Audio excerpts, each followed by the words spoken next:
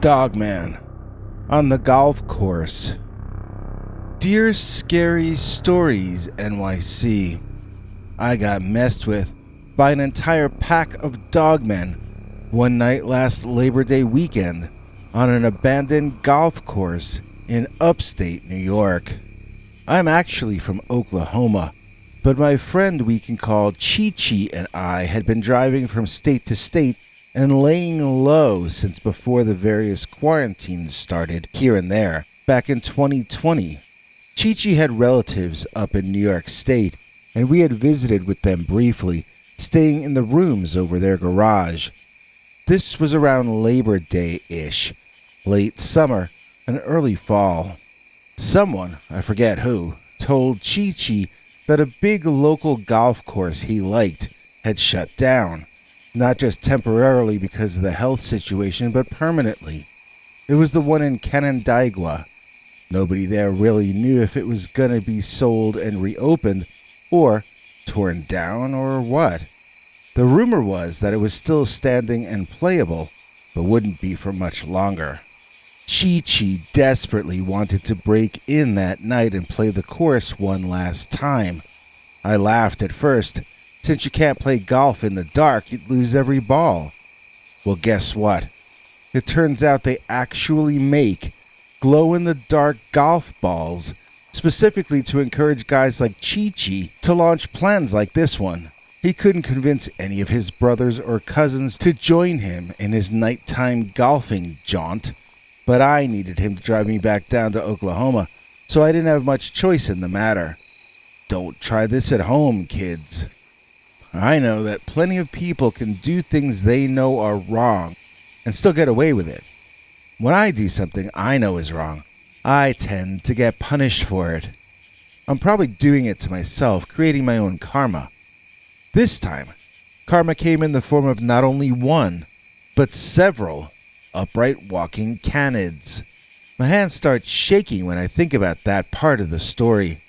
I apologize because I know that's the part you want me to skip to. Just tell us about the Dogman. Well, I mean that's fine for science, but I'm trying to tell you my story here.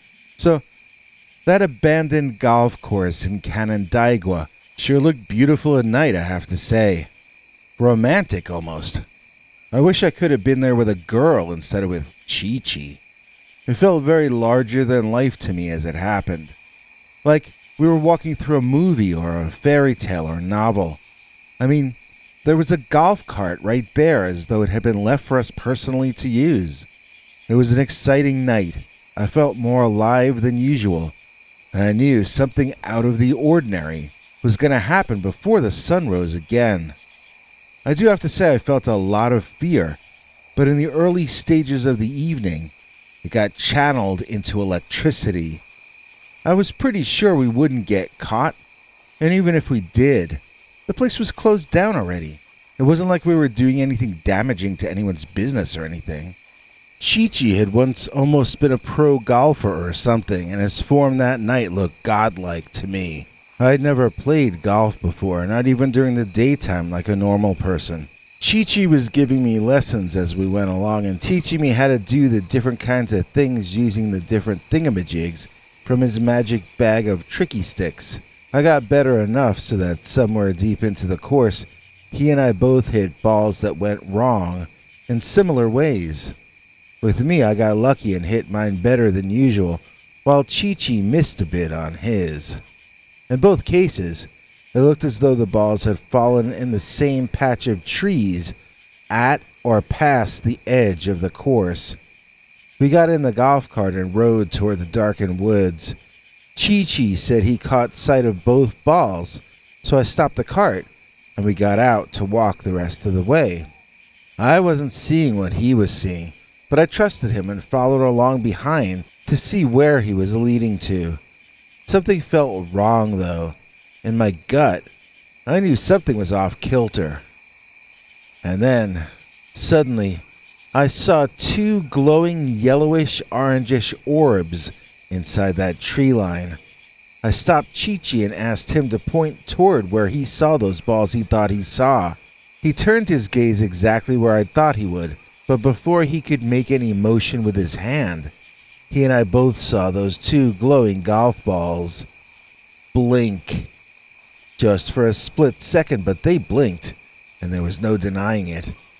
Chi-Chi froze, staring with his mouth open but saying nothing. I spoke quietly under my breath. Our golf balls, Chi-Chi. Our golf balls are greenish yellow, I reminded him. Those glowing orbs you're staring at, those are orangish yellow. He asked me what those orange glows were, even though he must have already figured out the answer for himself. I told him they were eye shine, and that we'd better look elsewhere for our golf balls. He asked me what kind of animal has eyes shine that color. I told him there were two. One was the barred owl. He snorted and asked what the other one was. I paused to make sure he was paying attention to me before I spoke, and then I told him something I knew he'd laugh at and turn into a joke. I told him that the other animal with that color eye shine is the North American upright walking canid, or dogman. Chi-Chi didn't chuckle as I had expected. He didn't even react at all to what I said. He just stared into the trees at the eye shine silently. The breeze had started to blow a little more harshly and a little coldly, so I asked Chi-Chi again if we could look elsewhere. That was when he abruptly announced, "Those have to be our golf balls," and resumed marching into the darkened woods. I ran back to the golf cart to get my flashlight to help him see where he was going, but by the time I reached the vehicle, Chi-Chi was retreating already, running back out of the woods. And close on his heels was a large, dark, hairy, carnivorous-looking behemoth of a monster with glowing orange-yellow eyes.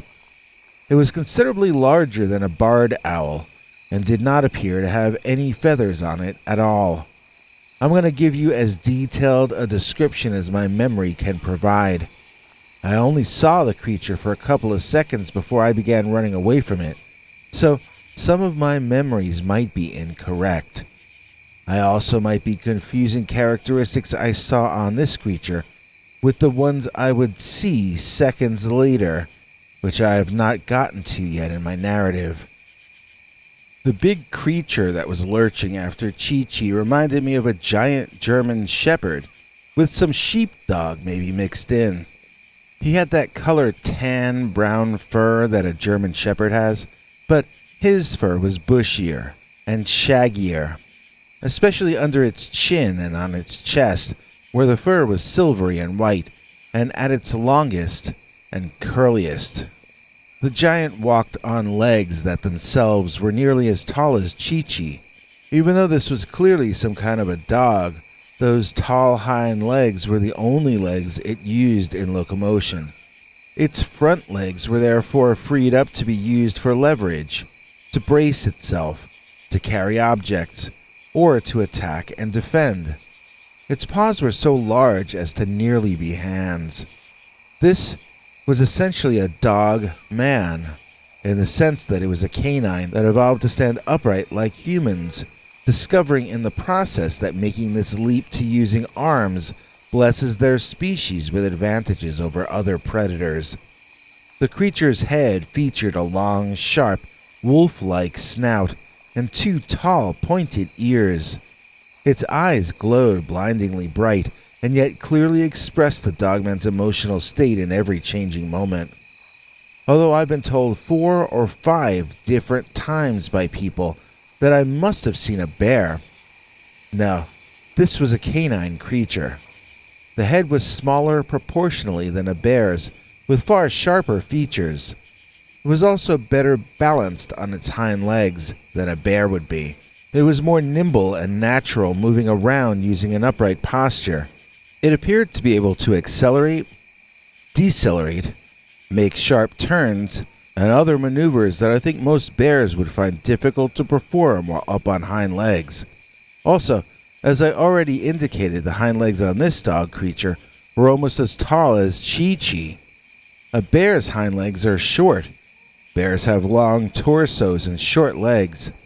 This canine had long legs and a torso that he could either lean forward with or rear back up to full height with. When fully upright, this dogman's arms were back at his sides, but when he leaned forward, the claws moved to the front, underneath his massive, toothy jaws. Neither of those postures are natural to a bear. So that's what I saw chasing my friend Chi-Chi, and I turned right around and made a beeline for that golf cart that we had been handed by God. Well, what the Lord giveth, the Lord may also just as abruptly taketh away.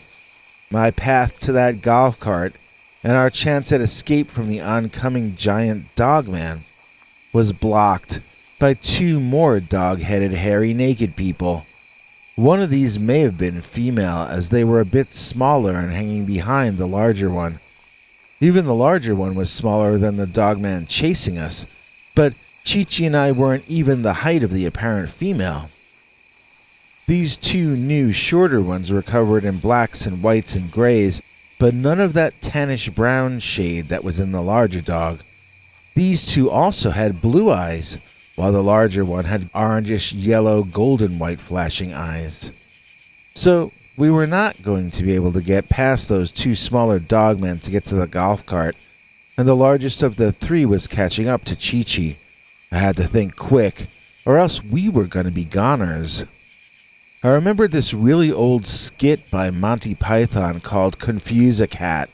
I decided to go for something along those lines. I decided to play a round of Confuse a Dogman. Pulling out my last 3 remaining glow-in-the-dark golf balls, I went into some of the old juggling routines I used to know in high school. I dropped one almost immediately and had to start over more slowly because I had gotten really rusty. The Dogman seemed interested, though, and had adopted far less aggressive postures.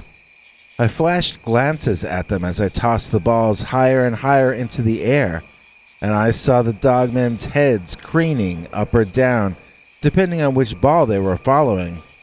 I had succeeded in capturing their attention.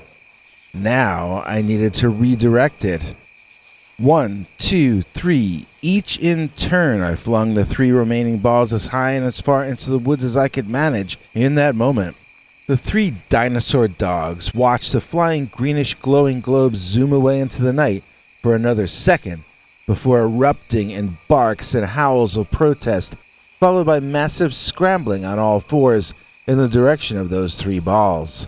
I didn't watch them run for very long before I darted toward the golf cart. We needed to motor out of that darkened golf course before the Dogman actually brought those balls back to us. We might get locked into playing fetch with them for all eternity if we didn't make haste. In the last 10 or 15 feet of getting to the golf cart, I began to suddenly lose all my bravery and my coordination. I felt dizzy, and the world spun, and I felt sick. Chi-Chi came up from behind and helped me get in the cart. Then he drove us out of there. I remember we got back to his car in the parking lot and drove back to where we were staying on some upstate highway. I had my head out the window because I was nauseous, but I also realized that's how dogs ride in the car. It seemed to make sense in that moment anyway. After I started feeling better, Chi-Chi was telling me how great I was with the juggling and throwing the Dogman off our trail. He said he was too scared to think, but I was putting on a children's birthday party for the Dogman. It's weird how that happened. I knew if I didn't do something like that, then we weren't gonna make it. So I did what I had to do because it mattered. Then, right after that, I was completely out of it. I was overcome with panic and I fainted. So it's not like I was some kind of hero. It's just that I was able to block out how scared I was long enough to throw those glowing golf balls into the night. If Chi-Chi hadn't been around to take it from there, I probably would have laid there on the ground until the Dogman brought the balls back to me. Anyway, if you ever want to do urban exploration, do not invite me along. I always pay the karmic price for everything I do that I know I shouldn't be doing. Somehow, someway, life finds a way to punish me. Like the Labor Day, when I tried to play a few holes of midnight golf, but ended up getting chased off by the Dogman on the golf course. The Woodman Werewolf of Wisconsin.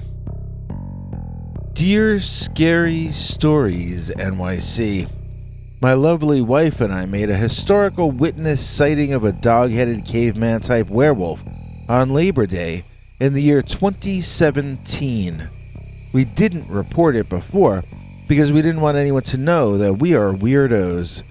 Now I live off my crypto investments and my wife has guys pay her to pose for them on some website. We're proud of our weirdness, and so now we will talk about this story. Do not use our names or photos of us though, because we will not hesitate to sue you if you tell anyone who we are. I want to state that I feel the Dogman creature follows the Wisconsin River and is usually located around the southern end of it where it attaches to the Mississippi at approximately Labor Day. This theory of mine is based on the fact that my wife and I witnessed the Dogman on Labor Day, and we were near the Wisconsin River where it connects to the Mississippi on that evening. We were some miles to the east of the connection of the two great rivers, not too far from the Iowa border. I mention this because, as a kid, I had always imagined that a surviving tribe of Bigfoot could, in theory, subsist by following certain rivers at specific times of the year. Back then, I had not yet learned that Wisconsin is also home to our own species of werewolf, possibly more than one species of them, as far as I know. The one I'd like to tell you about today is the one I call the Woodman Werewolf of Wisconsin. This is the one that God and fate brought into my life as a sign saying, no, not Bigfoot. Not Bigfoot at all, but Dogman. That is who thrive along the Wisconsin River. It was like a divine light from heaven, only in a scientific kind of way. So we were driving home after a pool party at my boss's house on Labor Day night. My wife was in the passenger seat and I was driving us home along County Road C in Woodman. On the one side of us over there we had raised land with trees up on top of it. On the other side of us was a steep recess. Then beyond that the land rose up into mountains in the Natural Wildlife Preserve that's located over there. When you're driving over there it feels like if you want to see anything you have to crane your neck and look straight up. So that's what my wife was doing, craning her neck up and looking at the mountains off in the distance and the trees up in the air and so forth. It was kind of a peaceful scene, you know. And then, bam, the Dogman leaped into our lives. Literally, the creature leaped off the incline out of a batch of trees it had been hidden behind. It was maybe 100 feet in front of us as it landed on the highway. It had jumped more than its own height down onto the road, and yet landed as gracefully as a ballerina. I was screeching the car to a halt, my eyes locked into the hypnotic, pulsing, glowing, white-hot shining lights that passed for eyes in the skull of that monster from hell. Both of us were screaming and cursing a blue streak. I certainly hope God put us on mute for that scene, because it was not a proud one for me or my wife. The car came to a halt in front of the Dogman, and we sat there in utter terror, not having any idea at all what to do. We looked at it, and it looked at us. At me specifically. I wondered how long we would sit there when, bam, he ran away on his hind legs, jumping down the incline, and continuing to run away up into the hills, I would presume. And of course this all fits neatly into my Bigfoot theory of the Wisconsin River, which has now evolved into the Wisconsin werewolf theory of the Wisconsin River. This Dogman raced away from us toward the Wisconsin River. Or maybe it was coming from there. I can't remember if it was walking toward the Wisconsin River or if it would have been walking away from it, judging by where we saw it, but the important thing is, the river was around there somewhat, and that's all that's needed to prove possibility. As I drove my wife home on that Labor Day night, We were both filled with wonder. Wonder about this remarkable world that we were born into. Wonder about the mysterious nature of life itself. But most of all, wonder about the woodman werewolf of Wisconsin. Mang Kong did nothing wrong. We rhyme this song till it's long and strong. Please join us in thanking today's executive producer, Mang Kong, for making this episode possible. In return, we share our secret Sunday Uncensored Dogman stories available nowhere else. We've got other perks, too. Here's our spokesdog, Henry Lee Dogman, to fill in the deets. Hank?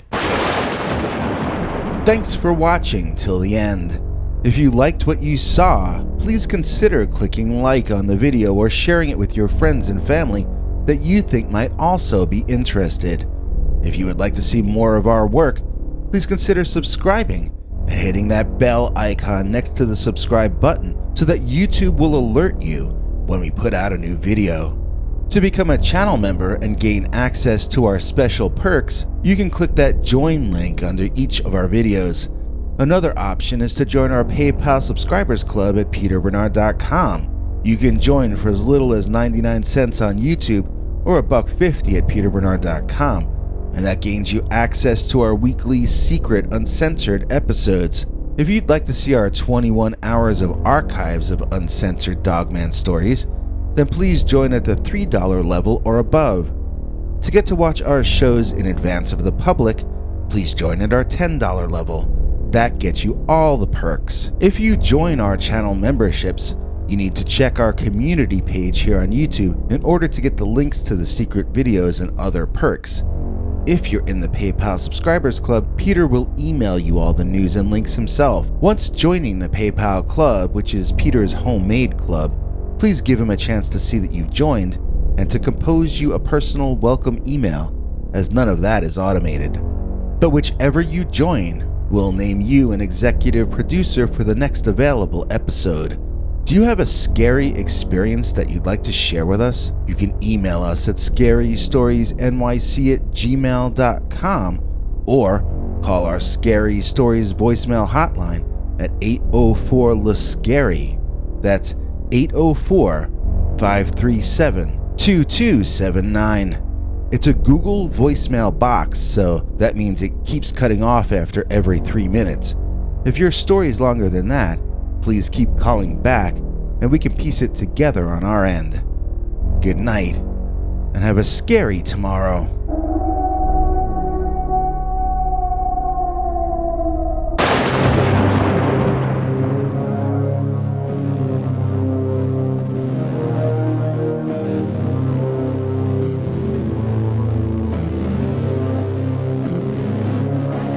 Come back for more scary stories.